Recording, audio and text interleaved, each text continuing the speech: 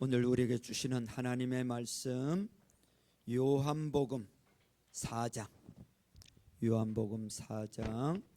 16절로부터 26절까지 요한복음 4장 16절로부터 26절까지 찾으신 분들은 다 기립하셔서 하나님을 경외하는 마음으로 우리 합독하도록 하겠습니다. 시작. 예수께서 그 여자에게 말씀하셨다. 가서 내 남편을 불러오너라. 그 여자가 대답하였다. 나에게는 남편이 없습니다. 예수께서 여자에게 말씀하셨다. 남편이 없다고 한 말이 옳다. 너에게는 남편이 5이나 있었고 지금 같이 살고 있는 남자도 내 남편이 아니니 바로 말하였다. 여자가 말하였다. 선생님, 내가 보니 선생님은 예언자이십니다. 우리 조상은 이 산에서 예배를 드렸는데 선생님네 사람들은 예배 드려야 할 곳이 예루살렘에 있다고 합니다. 예수께서 말씀하셨다. 여자여, 내 말을 믿어라. 너희가 아버지께 이 산에서 예배를 드려야 한다거나 예루살렘에서 예배를 드려야 한다거나 하지 않을 때가 올 것이다. 너희는 너희가 알지 못하는 것을 예배하고 우리는 우리가 아는 분을 예배한다. 구원은 유대 사람들에게서 나기 때문이다. 참되게 예배를 드리는 사람들이 영과 진리로 아버지께 예배를 드릴 때가 온다. 지금이 바로 그때이다. 아버지께서는 이렇게 예배를 드리는 사람들을 찾으신다. 하나님은 영이시다. 그러므로 하나님께 예배를 드리는 사람은 영과 진리로 예배를 드려야 한다. 여자가 예수께 말했다. 나는 그리스도라고 하는 메시아가 오실 것을 압니다. 그가 오시면 우리에게 모든 것을 알려주실 것입니다. 예수께서 말씀하셨다. 너에게 말하고 있는 내가 그다. 아멘. 자, 우리 앞뒤 좌우분들에게 서로 축복해 주세요. 주의 이름으로 잘 될 것입니다. 더 잘 될 것입니다. 최고로 잘 될 것입니다. 자, 시작. 주의 이름으로 잘 될 것입니다. 더 잘 될 것입니다. 최고로 잘 될 것입니다. 다시 한번 시작. 주의 이름으로 잘 될 것입니다. 더 잘 될 것입니다. 최고로 잘 될 것입니다. 아멘. 자, 오늘 우리가 부를 찬양은 마음이 상한 자를 이르라는 찬양입니다. 우리 모두 살아가면서 마음이 상해서 살아갈 때가 많습니다. 이런 더운 날씨에 마음이 또 상해 있을 수도 있고요.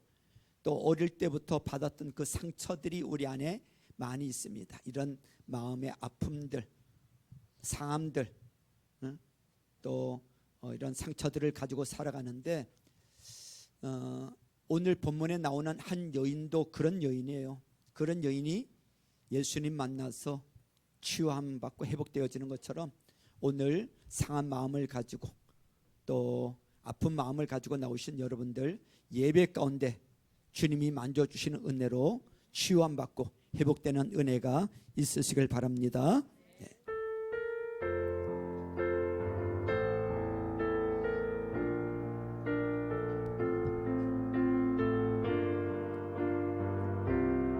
마음이 상한 자를 고치시는 주님, 마음이 상한 자를 고치시는 주님, 하늘의 아버지 날 주관하소서. 주의 길로 인도하사 자유케 하소서. 새 일을 행하사 분께 다시 한번 마음이 상한 자를 고치시는 주님, 마음이 상한 자를 고치시는 주님, 하늘의 아버지 날 주관하소서. 고쳐주세요. 주의 길로 인도하사 자유케 하소서. 새 일을 행하사 분께 하소서.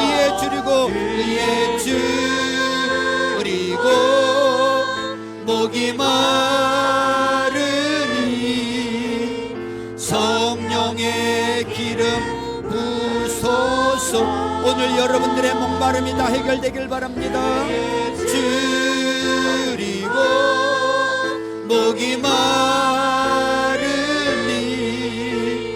내 잔을 채워 주소서. 성령으로 채우서 성령으로 채우사 주보게 하소서. 주의 임재 속에 주의 임재 속에 은혜 알게 하소서. 주 뜻대로 살아가리 세상 끝날까지. 나를 빚으시고 새날 열어주소서. 의에 줄이고 목이 마르니 성령으로의 기름 부어주소서. 의에 줄이고 목이 마르니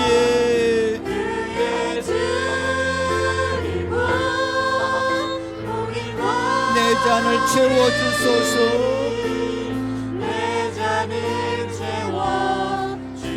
의에 줄이고 목이 마르니 하나님, 이 시간에 하나님 의에 줄여 있는 우리 성도들 하나님 성령으로 기름 부어주옵소서. 목마름이 싹 해결되어지게 하시고 생수의 강의 은혜를 체험하는 시간 되게 도와주옵소서. 의에 줄이고 목이 마르니 내 잔을 채워 주소서.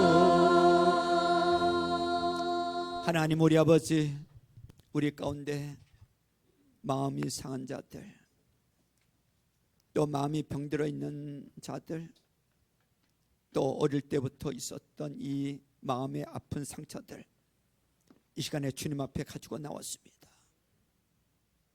하나님 그냥 덮고 하나님 그 상처들이 하나님 곪고 골마 터지지 않게 하시고 완전히 우리 주님의 손길로 만져주셔서 하나님 마음이 상한 자들, 아픈 상처들이 깨끗하게 하나님 수술되어지게 하시고 하나님 아버지 치유하여 주셔서 깨끗하게 회복되어지는 은혜의 시간 되도록 역사해 주옵소서. 하나님 상한 자들, 또 목이 마른 자들 사모하며 갈망을 가지고 이 시간에 왔습니다. 이 시간에 말씀과 성령으로 기름 부어 주셔서 하나님 충만한 은혜로 복을 내려 주옵소서. 이 시간에 하나님 앞에 빈손으로 오지 아니하고 하나님 몸과 마음을 다해서 감사하고 또 하나님 정성껏 준비해서 드려진 이 예물 하나님 앞에 올려드립니다. 하늘의 문을 활짝 열어주시고 이 예물이 하늘 창고에 나의 상급으로 쌓여지게 하시고 이 땅에서도 쌓을 것이 없도록 부어주지 아니하나 시험해보라고 말씀하신 대로 하나님 아버지 심은 대로 거두게 하시고 이 은혜와 복이 우리 자녀들에게 또 흘러가도록 축복해 주옵소서.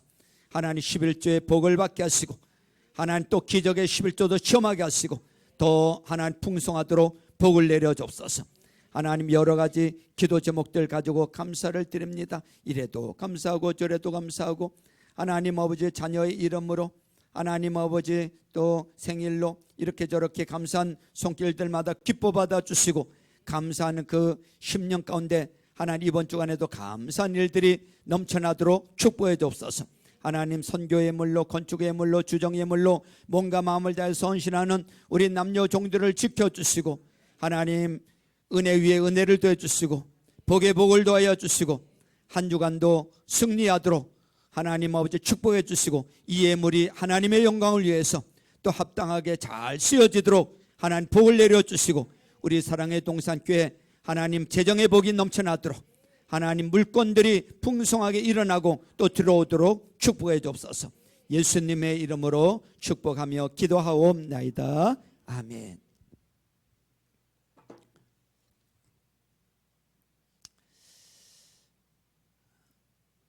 복된 주일날 우리 하나님 앞에 예배를 삼아하며 달려나온 여러분들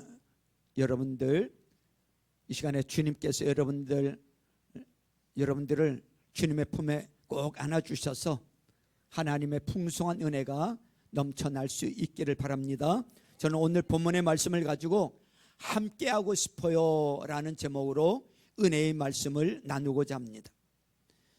우리는 참 신기하고도 묘한 세상을 살아가고 있습니다. 수많은 사람들과 부딪히고 또 아파트 단지마다 수백 세대가 모여 살며 손가락 까딱하면 지구 반대편에 있는 사람과도 실시간으로 소통할 수 있는 그런 시대에 살아가고 있습니다. 그런데 참 아이러니하지 않습니까? 우리는 이렇게 수많은 사람 속에서 살아가면서도 뼛속까지 시린 외로움을 느끼며 살아갑니다. 가족과 함께 한 식탁에 둘러앉아 밥을 먹어도 마음 한구석이 휑할 때가 있고요. 남편, 아내가 평생을 약속하고 한 침대를 쓰지만 정작 내 깊은 속마음은 누구에게도 털어놓지 못한 채 혼자 앓을 때가 허다합니다. 거룩하고 따뜻해야 할 교회 공동체 안에서도 때로는 말 못할 외로움이 찾아옵니다. 우리나라 사람 10명 중에 6명이 외로움을 느낀다고 합니다. 옆에 아내가 있고 남편이 있고 자녀가 있음에도 불구하고 외로움을 느끼면서 살아가고 있습니다. 왜 그럴까요? 왜 그럴까? 내 진짜 마음을 알아주는 사람이 없기 때문에 그렇다는 것입니다. 내 진짜 마음을 알아주는 사람이 없기 때문에. 옆에 사람은 있는데 내 진짜 마음을 알아주는 사람이 없다는 거예요. 인간은 단순히 물질적인 문제나 경제적인 결핍 때문에 무너지지 않아요. 사람이 정말 힘들고 주저앉는 이유는 따로 있어요. 바로 내 아픔을, 내 속상함을, 내 눈물을 온전히 이해해주는 단 한 사람이 내 곁에 없다고 느낄 때라는 것입니다. 그래서 우리는 누굴 만나든 속으로 이렇게 부르짖습니다. 제발 내 이야기 좀 진심으로 들어줬으면 좋겠어. 나를 이해해주는 사람 한 사람만 있으면 좋겠어. 나를 비난하지 않고 그저 고개 끄덕이며 너 참 힘들었겠다 말해주는 사람이 있었으면 좋겠어. 오늘 본문에 등장하는 사마리아 여인이 바로 그런 사람이었습니다. 성경을 보면 이 여인은 남편이 무려 5이나 있었고 지금 함께 사는 사람도 정식 남편이 아니었어요. 세상의 잣대로 보면 질타받아 마땅하고 손가락질 당하기 딱 좋은 사람이에요. 하지만 성경은 이 여인을 단순히 도덕적으로 타락한 죄인이라는 프레임 속에만 가두어 두지 않습니다. 오늘 예수님께서 이 여인을 바라보시는 시선을 보십시오. 예수님은 그녀를 손가락질하며 꾸짖으러 오신 것이 아니라 누구에게도 말하지 못한 깊은 상처를 안고 신음하는 한 영혼을 바라보고 계세요. 한 영혼을. 오늘 말씀을 통해 예수님께서 상처 입은 사람을 어떻게 회복시키시는지를 함께 살펴보고자 합니다. 예수님과 여인이 물가에서 대화를 나누었어요. 나에게 물을 좀 달라 그랬어요. 유대인인 당신이 왜 나에게 물을 달라고 합니까? 너가 내가 누구인 줄 알았더라면 내가 주는 물을 먹는 자는 다시 목마르지 않는다. 그런 물이 있습니까? 그런 물 있으면 저도 주십시오. 이 물 이야기를 나누고 계셨는데 예수님께서 갑자기 툭 던지듯 오늘 본문에 보니까 뭐라고 말씀을 하세요? 가서 내 남편을 불러오너라고 했어요. 아니 생수 이야기를 하시다가 갑자기 툭 내 남편을 데려오라는 거예요. 여러분 이 장면을 상상해 보십시오. 여인의 가슴이 얼마나 철렁 내려앉았겠습니까? 아, 이분이 내 은밀한 과거를 아시는구나. 또 나를 정죄하겠구나. 도망쳐야 하나? 온갖 두려움과 수치심이 밀려왔을 거예요. 하필이면 그녀에게 가장 건드리기 싫고 가장 숨기고 싶었던 그 아픔의 연장을 예수님이 정확하게 짚으셨기 때문입니다. 왜 그러셨을까요? 정보가 필요해서요? 아니에요. 정보가 필요해서가 아니에요. 치유가 필요했기 때문인 것입니다. 사람은 누구나 마음속에 건드리면 눈물이 터지는 비밀의 방을 가지고 있습니다. 누군가는 무능력했던 부모님 이야기로 가슴이 무너지고, 또 누군가는 속속에는 자식 이야기만 나오면 눈물이 앞을 가리고, 누군가는 실패한 사업 때문에, 누군가는 만성적인 질병 때문에, 또 누군가는 과거의 뼈아픈 실수 때문에 사람 눈치를 보며 살아갑니다. 겉으로는 웃고 있지만 그 이야기만 나오면 마음이 무너집니다. 사마리아 여인에게는 그것이 바로 남편이라는 관계의 상처예요. 남편이라는 관계의 상처. 하지만 놀라운 것은 예수님의 반응입니다. 예수님은 그녀의 상처를 아시면서도 비난하지 않으셨어요. 정죄의 눈빛을 보내지 않았어요. 오히려 예수님은 이렇게 말씀하십니다. 너가 남편이 없다고 한 말이 옳다? 너에게는 남편이 5이나 있었고 지금같이 살고 있는 남자도 내 남편이 아니니 바로 말하였다. 이 두 바가지만 진심 어린 한마디가 얼마나 따뜻했는지 모릅니다. 그래, 다 안다. 내가 얼마나 외로웠는지 안다. 남편이 5번 바뀌는 동안 내 마음이 얼마나 찢어졌는지 내가 다 안다. 내가 그렇게 방황하며 살 수밖에 없었던 그 속사정도, 그 눈물도 내가 다 안다. 이것이 바로 예수님의 공감이었습니다. 예수님의 공감. 공감은 상대방의 입장이 되어 함께 울어주는 거예요. 예수님은 죄를 가볍게 여기는 것이 아니에요. 죄보다 먼저 상처를 보셨어요. 아픔을 보셨어요. 우리도 누군가를 만날 때 쉽게 판단합니다. 왜 저렇게 살까? 왜 저 사람은 변하지 않을까? 그러나 그 사람의 지난 삶을 다 안다면 쉽게 말하지 못할 것입니다. 학교에서 매일 친구들과 싸우는 아이가 있었습니다. 어른들은 모두 그 아이를 향해서 문제아라고 손가락질을 했어요. 아이는 점점 더 삐뚤어졌습니다. 그런데 어느 날 학교 상담 선생님이 그 아이를 불러 앉히고는 야단치는 대신 1시간 동안 말없이 아이의 이야기를 들어주었습니다. 선생님은 조용히 고개를 끄덕이고 1시간 동안 아이 이야기를 다 들어주었어요. 그래, 내가 그렇게 화가 날만도 했겠구나. 너 마음 참 아팠겠구나. 상담이 끝날 때 아이가 펑펑 울며 이렇게 고백을 했어요. 선생님, 제 이야기를 끝까지 야단치지 않고 들어준 사람은 선생님이 처음이에요. 상담 선생님은 특별한 해결책을 준 것이 아니었어요. 그냥 그 이야기를 들어주고 함께 울어줬을 뿐인 것입니다. 그런데 그날부터 아이가 조금씩 달라지기 시작을 한 거예요. 사람은 정답보다 공감을 먼저 원합니다. 상담학에서도 사람의 마음이 열리는 첫 번째 조건은 공감이라고 합니다. 공감. 사람의 마음이 열리는 첫 번째 조건은 공감. 충고보다 먼저 필요한 것은 이해받고 있다는 느낌인 것입니다. 예수님도 먼저 공감해 주셨어요. 사랑하는 성도 여러분, 우리의 가정은 어떻습니까? 우리의 가정은 어때요? 남편은 아내에게, 아내는 남편에게 답을 먼저 주려고 합니다.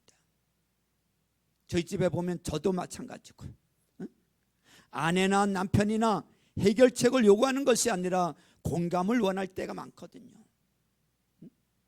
저희 집사람이 저보고 맨날 공감 능력 떨어진다고 하는데 자녀들도 마찬가지입니다. 시험을 봤을 때 야, 공부 좀 더 열심히 하지 라고 말하기보다 야, 속상했겠구나, 이 한마디가 아이의 마음을 살린다고 합니다. 교회도 마찬가지입니다. 상처 입은 사람이 교회 왔을 때 먼저 따뜻하게 맞아주고 이야기를 들어주고 손을 잡아주는 공동체가 되어야 합니다. 예수님처럼 공감하는 교회가 가장 아름다운 교회인 줄로 믿습니다. 우리는 누군가를 도와준다는 명목으로 자꾸 충고부터 하려고 합니다. 충고부터 하려고 해요. 조언을 아끼지 않으려고 합니다. 내가 그렇게 하니까 문제가 생기지. 이렇게 살면 안 돼. 정신 차려. 하지만 상처 입은 영혼에게 필요한 것은 팩트 폭행이나 정답이 아닙니다. 내 마음도 모르면서 라는 방어막을 무너뜨릴 수 있는 따뜻한 이해와 공감인 것입니다. 전도도 마찬가지인 것 같아요. 우리가 전도한다고 찾아가서 냅다 예수 믿으세요, 교회 안 다니면 지옥 가요 라고 말하면 상대방은 마음을 닫아버립니다. 진정한 전도는 설득이 아니라 그 사람의 아픔에 깊이 공감해 주는 것에서 시작이 되어지는 것입니다.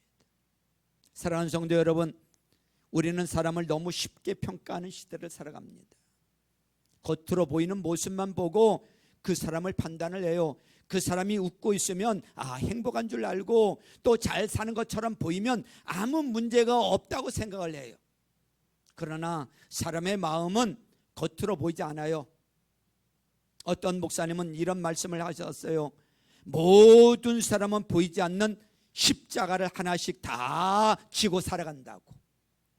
겉으로 보이지 않지만 그 속에 들어가 보면, 내면에 보면 다들 아픔이 있고 여러분 무거운 짐들이 다 있다는 것입니다. 오늘 우리 옆에 앉아 예배드리는 성도님도 말하지 못하는 눈물이 있다는 걸 아셔야 돼요. 항상 웃는 집사님도, 늘 봉사하는 권사님도, 씩씩한 청년도 아무에게도 말하지 못한 상처를 품고 살아갈 수 있습니다. 그래서 우리는 쉽게 판단해서는 안 돼요. 대신 먼저 다가가야 합니다. 요즘 어떻게 지내세요? 식사는 하셨어요? 요즘 기도 제목은 없으세요? 이 한마디가 한 사람의 마음을 여는 열쇠가 될 수 있다는 것을 잊지 마시길 바랍니다. 예수님은 사람의 겉모습이 아니라 마음을 보셨습니다. 우리도 예수님의 눈으로 사람을 바라보는 성도님들이 될 수 있기를 주님의 이름으로 축원합니다. 축원합니다. 예수님께서 이 여인의 과거를 끄집어내신 진짜 이유는 그녀를 부끄럽게 만들기 위함이 아니었어요. 그녀의 삶에 쳇바퀴처럼 반복되는 그 지독한 상처와 실패의 고리를 끊어내기 위함이었던 거예요. 그 여인을 도와주기 위해서 반복된 그 삶을 살지 않도록, 그 아픈 상처를 치유할 수 있도록 끊어내기 위해서 그 상처를 끄집어냈던 것입니다. 생각해 보십시오. 남편이 5이 있었고 지금 사는 사람도 남편이 아니라면 이 여인은 평생토록 사랑받고 버림받고 또 치우려다 상처받는 굴레 속에서 허덕였다는 뜻입니다. 상처가 치유되지 않은 채 방치되면 사람은 똑같은 실수를 반복하게 됩니다. 술을 끊지 못하고 분노를 조절하지 못하며 사람과의 관계를 스스로 망가뜨리게 되는 것입니다. 왜 그렇습니까? 문제가 해결되지 않아서가 아니에요. 상처가 치유되지 않았기 때문에 그런 거예요. 상처가 치유되지 않았어. 따라서 해보세요. 상처가 치유되지 않아서 그렇다. 옆 사람 한번 봐보세요. 그 상처가 치유되지 않아서 그래요. 예수님은 그 반복을 끊어내려고 오신 거예요. 이제는 끝내자, 이제는 새로운 삶을 살자, 이것이 주님의 마음인 것입니다. 어떤 부부가 크게 다투었어요. 하가 머리끝까지 난 남편이 소리쳤어요. 당신하고는 이제 말 안 해. 아내가 눈을 흘기면서 대답을 했어요. 좋아요, 나도 말 안 해요. 냉랭한 공기가 흐르자 10분쯤 지났을까? 배가 고파진 남편이 넌지시 물었어요. 그런데 오늘 저녁은 뭐 먹어? 아내가 콧방귀를 끼면서 말했어요. 어머, 말 안 한다면서요. 결국 두 사람은 또 티격태격하며 말을 섞기 시작했습니다. 왜 그럴까요? 인간은 누구나 관계없이 살아갈 수 없는 존재이기 때문에 그래요. 관계없이 살아갈 수가 없어. 사람은 사랑받기 위해 만들어진 존재야. 관계가 깨어질수록, 내 편이 없을수록 우리의 외로움은 더 깊어지는 거예요. 신앙생활에서 제일 중요한 것이 뭐라고 했죠? 관계라 그랬어요. 관계. 하나님과의 관계, 이웃과의 관계. 예수님은 바로 이 관계를 회복시켜 주시기 위해서 오신 거예요. 하나님과의 관계를 회복시켜 주시고 사람과의 관계도 회복시켜 주시는 거예요. 우리의 전도 대상자도 그렇습니다. 겉으로는 웃고 있지만 마음속에는 오래된 상처를 품고 살아갑니다. 우리는 그 상처를 비난할 것이 아니라 예수님께 데리고 가야 합니다. 주님만이 상처를 치유하실 수 있는 분이신 줄로 믿습니다. 사랑하는 성도 여러분, 사람은 상처를 혼자 해결하려고 할수록 더 깊은 외로움 속으로 들어간다는 걸 아셔야 돼요. 혼자 해결할 수가 없어요. 그래서 어떤 사람은 술을 찾고요, 어떤 사람은 일에만 몰두하고, 어떤 사람은 마약을 하고, 어떤 사람은 인터넷으로, 스마트폰으로 숨어버리고, 어떤 사람은 게임으로 잠시 잊을 수는 있지만 치유되지 않아요. 상처를 덮는 것과 치유하는 것은 전혀 다른 일입니다. 상처를 덮으면 더 골마갑니다. 더 깊이 썩어 들어갑니다. 그러나 주님께 가져오면 회복이 시작되는 줄로 믿습니다. 예수님은 우리의 상처를 외면하지 않으셨어요. 상처를 만져주시고 눈물을 닦아주시고 다시 일어설 힘을 주셨어요.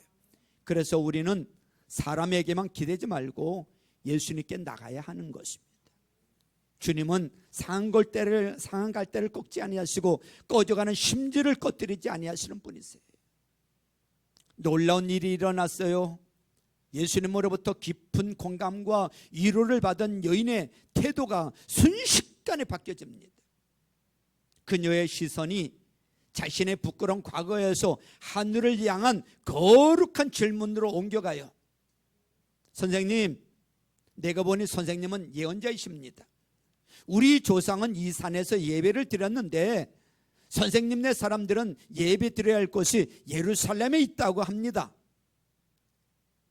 갑자기 웬 예배 이야기입니까? 응?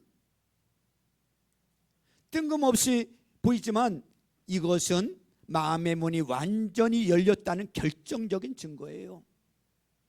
그의 아픔을 알고 공감을 해줬더니 마음이 활짝 열린 거예요. 인간은 진정한 위로를 받고 영혼의 안식을 얻기 시작할 때 비로소 영적인 세계에 눈을 뜨기 시작한다는 거예요. 예수님은 예배를 가르쳐 주셨어요. 왜 그렇습니까? 진짜 회복은 예배에서 일어나기 때문에 그런 거예요. 진짜 회복은 어디에서 일어난다고요? 예배에서 일어나기 때문에. 병원에 가면 의사가 육체의 병을 치료하고 학교에 가면 선생님이 지식을 가르쳐 줘요. 하지만 우리의 찢겨진 영혼, 멍든 마음이 진짜로 살아나는 것은 오직 예배뿐인 것입니다. 예배예요. 예배는 하나님을 만나는 시간이에요. 예수님께서 여인에게 말씀하십니다. 여자여, 내 말을 믿어라. 너희가 아버지께 이 산에서 예배를 드려야 한다거나 예루살렘에서도 예배를 드려야 한다거나 하지 않을 때가 올 것이다. 아버지께서는 이렇게 예배를 드리는 사람을 찾으신다. 하나님은 영이시다. 그러므로 하나님께 예배를 드리는 사람은 영과 진리로 예배를 드려야 한다고 말씀하고 계세요. 하나님은 완벽하고 흠이 없는 사람, 죄 한 번 짓지 않은 도덕군자를 찾으시는 게 아니에요. 잘난 사람, 많이 배운 사람, 이런 사람 찾는 게 아니야. 자신의 상처를 가지고 주님 앞에 나와 자기의 잘못을 내려놓고 회개하면서 마음을 찢으면서 살아계신 하나님 앞에 영과 진리로 참된 예배하는 사람을 찾고 계시는 거예요. 하나님은 참된 예배를 하고 참된 예배자를 찾고 계셔. 지금 이 시간 우리 주님은요, 우리의 예배를 다 보고 계세요. 다 듣고 계세요. 누가 왔는지, 지금 어떻게 예배하고 있는지 다 보고 계세요. 보좌에서 다 보고 계세요. 이 강단에서도 다 보이는데, 하나님 보좌에 계시는 주님은 다 보인단 말이죠. 일거수일투족 다 보여. 어떻게 예배하고 있는지, 무슨 생각하고 있는지, 참된 예배를 하고 있는지, 참된 예배자를 찾고 계신다는 거예요. 사마리아 여인은 결코 완벽하지 않았어요. 남들이 부러워할 만한 스펙을 가진 여인도 아니에요. 손가락질 받던 여인이었어요. 하지만 그녀는 예배를 갈망하고 그 갈망을 가지고 예수님께 나갔을 때 그녀의 영혼은 완전히 새롭게 태어나게 된 줄로 믿습니다. 손가락질 받는 여인이었지만 예배에는 관심이 있었단 말이죠. 갈망이 있었단 말이죠. 그러니까 예배 이야기를 하는 거예요. 오늘도 마찬가지입니다. 상처가 있다고 예배 피하지 마십시오. 죄책감이 있다고 하나님을 멀리하지 마십시오. 오히려 그럴수록 예배의 자리로 오시기를 주님의 이름으로 축원합니다. 하나님은 예배 가운데 우리의 마음을 만져주시는 거예요. 어느 집사님이 20년 동안 남편 구원을 위해서 기도를 했어. 기도를 하고 전도를 했어. 수없이 거절당한 거요. 교회 이야기 좀 그만해. 나보고 교회 가자고 하지 마. 듣기 싫어.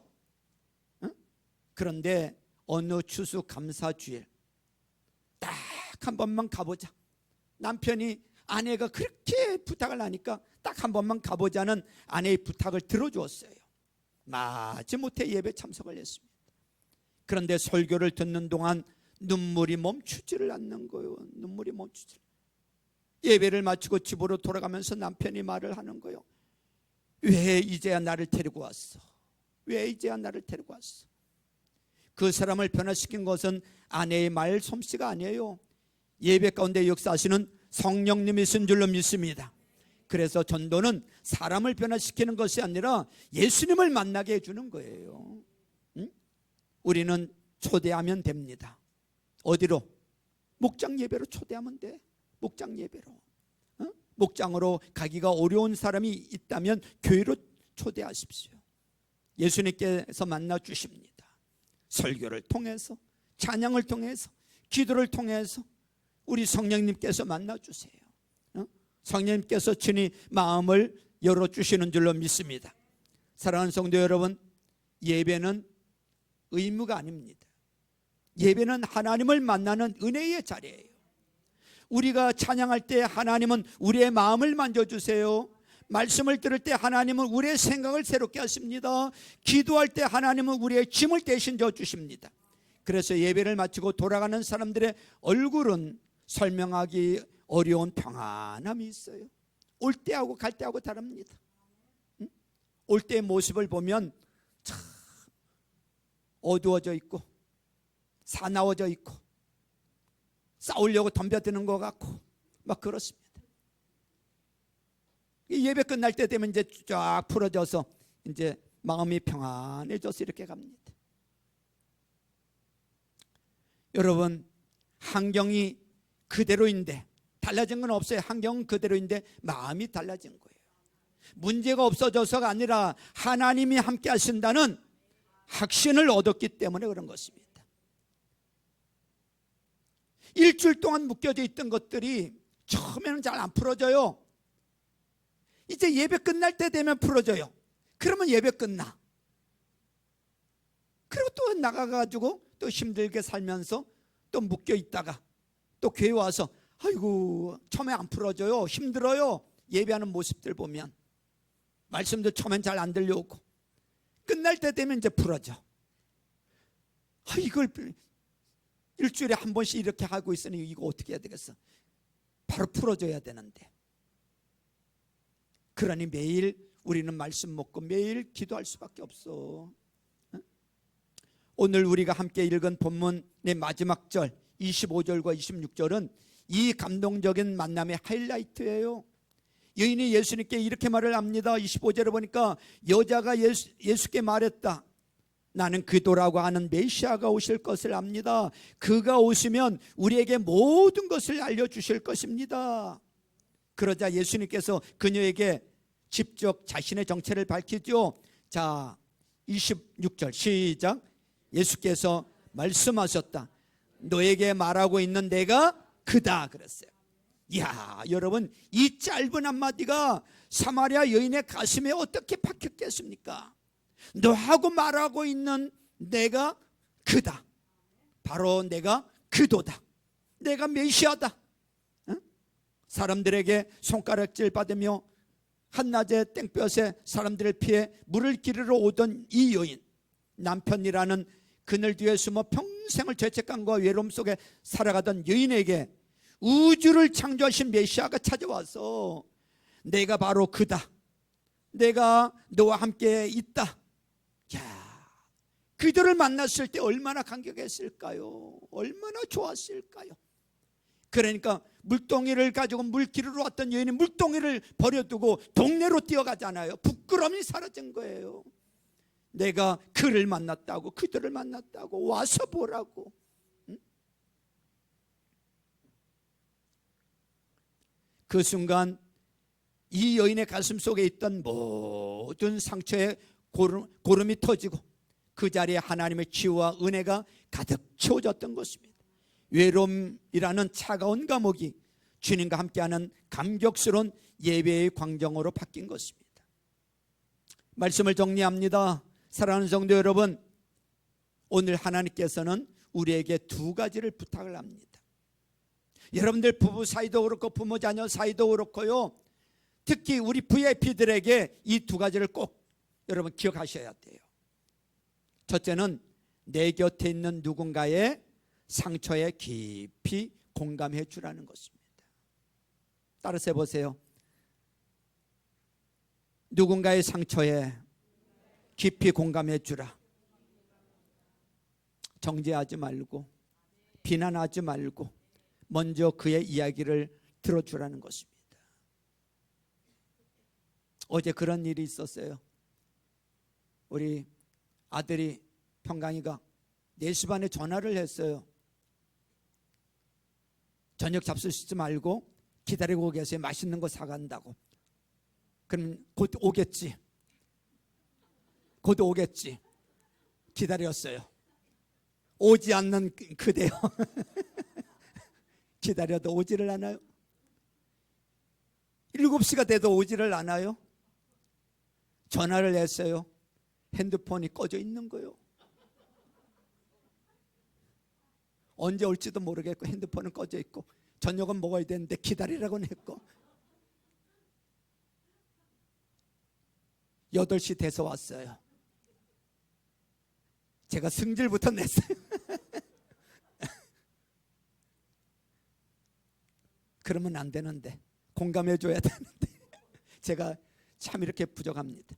승질부터 내면서 뭐 하는 거냐고 지금 그랬는데, 이 아이가 서울을 갔답니다. 서울에 가서 맛있는 집에서 맛있는 걸 사온다고 그때 이제 줄을 서가지고 이제 전화를 한 건데, 휴대폰이 방전이 되어지면서 내비게이션이 안 된 거예요. 길을 찾는 하고, 길을 찾아서 오는 하고 헤매고 또 늦은 거예요. 승질부터 먼저 냈으니까. 그리고 집에 올라가서 식탁에 앉았는데 아무 말도 안 하고 제가 있으니까 왜 먼저 승질부터 냈냐고. 그러면서 모세가 왜 80세 쓰임 받았지 않냐고. 젊어서 쓰임 받지 못하고 왜 늙어서 쓰임 받은 줄 아냐고.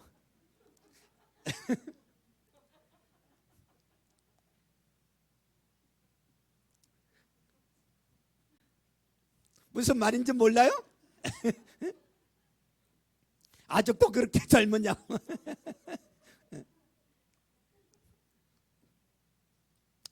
여러분, 참 그렇습니다. 조금만 공감해 주면, 왜 그랬는지 들어주면, 그러고 나서 이야기해도 얼마든지 가능한데, 우리는 먼저 뱉어놓고 보잖아요. 내 감정과 내 기분에 따라서 먼저 남편에게, 아내에게, 자녀들에게, 이웃사람에게 먼저 그 사람이 어떤 상인지 모르고 먼저 말을 공격할 때가 있습니다. 뱉어질 때가 있습니다. 얼마나 서로 상처를 주고 사는지 모릅니다. 그래, 내 말이 옳다. 내가 참 힘들었겠구나. 이 따뜻한 공감의 한마디가 죽어가는 한 영혼을 살리게 될 줄로 믿습니다. 두 번째로 기억해야 될 것은 그 상처 입은 영혼을 참된 회복의 자리인 예배로 인도하는 것입니다. 우리의 목표는 교회 등록이 아니에요. 예수님 만나게 해줘야 되는 것입니다. 목장 식탁 모임으로 초대를 하십시오. 관계가 먼저 형성되어야 합니다. 관계가 충분히 형성되었다고 생각할 때 교회 예배에 데리고 와도 늦지 않아요. 예배 속에서 주님이 만나 주실 것입니다. 예수님은 사마리아 여인의 과거를 정죄하러 오신 것이 아니라 그녀의 찬란한 미래를 열어주시기 위해서 찾아오셨습니다. 혹시 이 자리에 앉아 계신 성도님들 중에서 오늘도 남모를 외로움과 상처를 혼자 끌어안고 끙끙 앓고 계신 분 계십니까? 내 힘으로는 이 문제를 해결해 보려고 발버둥 치다 지친 분 혹시 계십니까? 주님께 나오십시오. 이 예배의 자리로 나오시길 바랍니다. 주님은 우리의 과거와 상처를 탓하지 않으세요. 그 상처를 따뜻하게 품어주시고 우리를 새 삶으로 완전히 회복시켜 주실 줄로 믿습니다. 사랑하는 성도 여러분, 우리 교회가 이런 교회가 되었으면 좋겠습니다. 상처 입은 사람이 와서 위로를 받고, 눈물 흘리는 사람이 와서 웃음을 되찾고, 죄책감에 눌린 사람이 용서를 경험하는 교회 말입니다. 처음 오는 사람이 이 교회는 나를 판단하지 않는구나, 이 교회는 내 이야기를 들어주는구나, 이 교회는 예수님의 사랑이 있구나 라고 느끼는 교회가 된다면 하나님께서 더 많은 영혼을 보내주실 줄로 믿습니다. 저의 솔직한 고백 가운데 하나를 또 드린다면, 이 초창기, 개척에서 초창기였어요. 어느 자매가 머리를 그냥 빨갛게 했는지 노랗게 했는지 한 자매가 왔었어요. 선입견이 가잖아요. 공감해 주지 못했댔어요. 저러다가 그냥 안 나올 거야 라고 생각했어요. 그런데 그렇지 않았어요. 계속 나왔어요. 변하더라고요. 그 염색 물기를 빼고요, 검은 머리를 하더라고요. 믿음이 자라더라고요. 11조를 하더라고요. 여러분, 우리 너무나 이 선입관으로 대하고 있지는 않는지, 어떤 사람이 오더라도 품어줘야 될 줄로 믿습니다. 우리 모두 예수님의 마음을 품고 한 영혼을 사랑하는 전도자가 될 수 있기를 주님의 이름으로 축원합니다. 이번 한 주간 하나님께서 내게 붙여주신 한 사람의 아픔에 먼저 귀 기울이고 그 상처난 손을 잡고 함께 목장 예배 자리로 초청하는 멋진 주의 백성들 다 될 수 있기를 주님의 이름으로 축원합니다. 축원합니다. 우리 기도하시겠습니다.